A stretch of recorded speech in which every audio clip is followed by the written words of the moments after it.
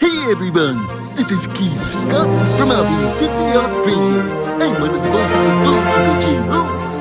It's time to watch Relentless and Unstoppable. And so give it up for your main hosts, Douglas Kelly and Andy McPhee.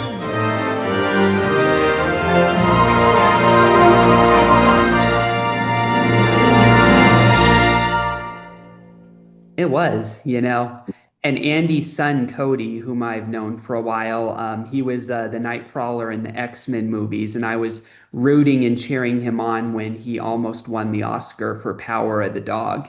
You know Yeah, that? great. No, they were all out here for Mowgli. It was great to meet them all. He's got a Mhm. wonderful family. They're all thespians, uh, and just that was one of my favorite filmmaking experiences. I still, when I would run into film crew, we all talk about Jungle Book. That was a good show. That was a lot of fun. Um, I can't remember. Over the years, been so many movies. Um, it's just a wonderful job to have being a camera operator because you're right on the front line, working with the directors, working with the actors, working with the cinematographers, and getting to experience it firsthand. Like you read it on the script and then you go, well, how is that going to play out? And then you get to the set, and when you work with really great actors, uh, they bring something else that's just not the words on the page. It's Yeah, yeah. wonderful to watch. I mean, um, I did a movie called Chappie with Neil Blomkamp about, and there was a scene there with Sigourney Weaver and Hugh Jackman, and Hugh Jackman had been playing pranks on a lot of crew members or cast members. He'd just go off script and suddenly start asking them technical questions that were not on the page. And he tried it once to Sigourney, and she just fired back with 10 more technical questions, and he was, you know, totally dumbstruck. It was. I love it. I love it when actors aren't just reading the script when they bring their own bit to it.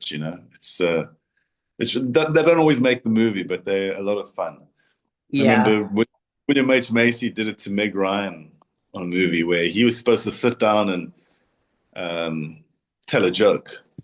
And he sits down and he goes, "Why don't you tell the joke?" And it's like, it's not her lines. And, Meg Ryan, being the professional actress, just went off the bat, told his joke, got the laugh, stole the scene.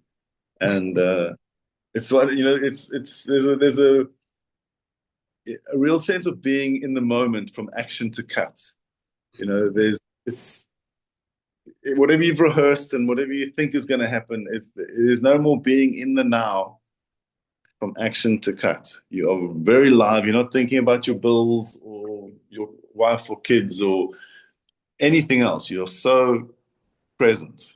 And when you're amongst, good thespians and good scripts and good actors or good stunts, it's a great place to be. Definitely, definitely. They're the bare necessities for movies. Well, I look, there's not a lot of great movies out there. They're coming back now. I think for a while there was only one sort of movie. Maybe it was a bit more action and a bit less dialogue. And the stories are coming back because we need all types of stories because there's all types of people. And I recently worked on my first indie movie, which I never thought would be anything different from a studio movie. But indie movies don't have the same people to please at the back end. It's an independent. It's whoever was there agreed to it, and it was very interesting style of filmmaking.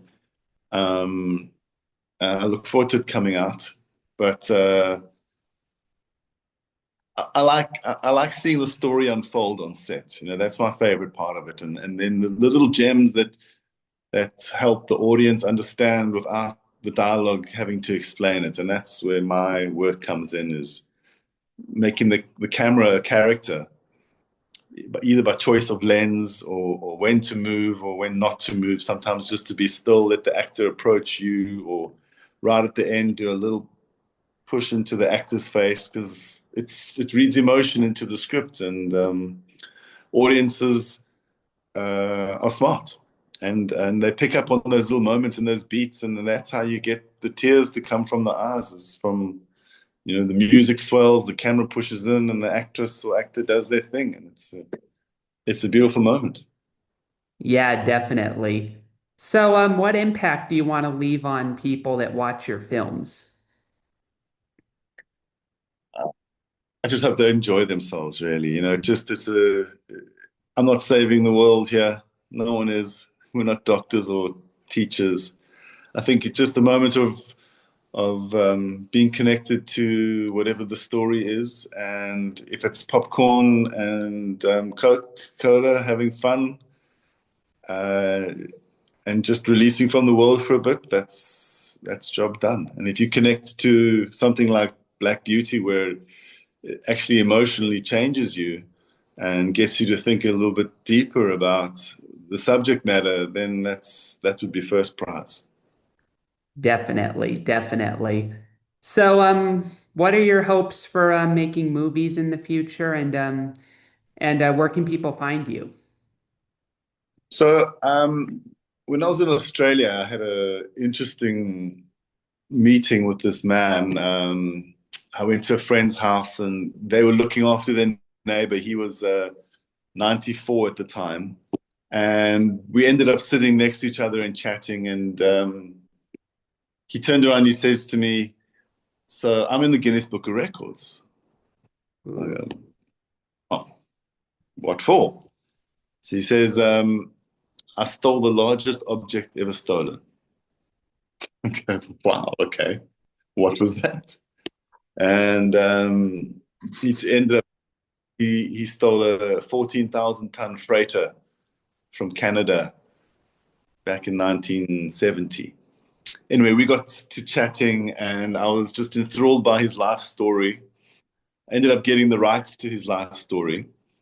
Um, Unfortunately, 6 months later, he passed on. He was 94. Oh, But I've been ever since, and I finished the script 2 weeks ago, and I have a production house attached to that. And so we're in major development. It's called Used Battleship Salesman, and it's the true story of a man who, amongst other things, was in the Guinness Book of Records for stealing the largest object ever stolen.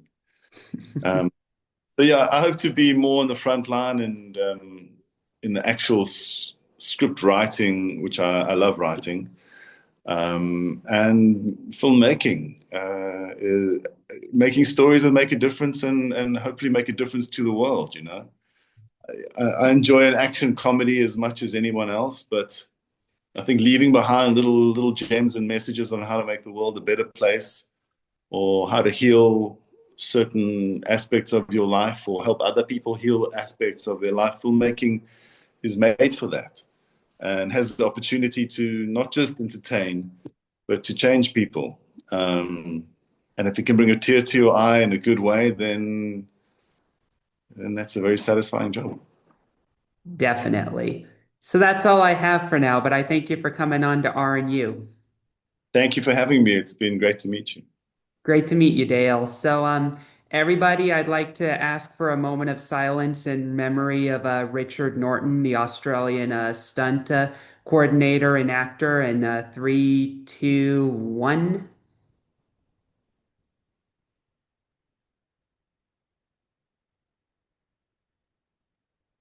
Thank you. And everybody, we'll see you next time on Relentless and Unstoppable, brought to you by KM Vision. Gee, that's all we have for Relentless and Unstoppable. So tune into the next episode to hear more amazing stories from amazing guests. This is Keith Scott from Sydney, Australia, saying so long, and I'm smarter than the average bear. Gee.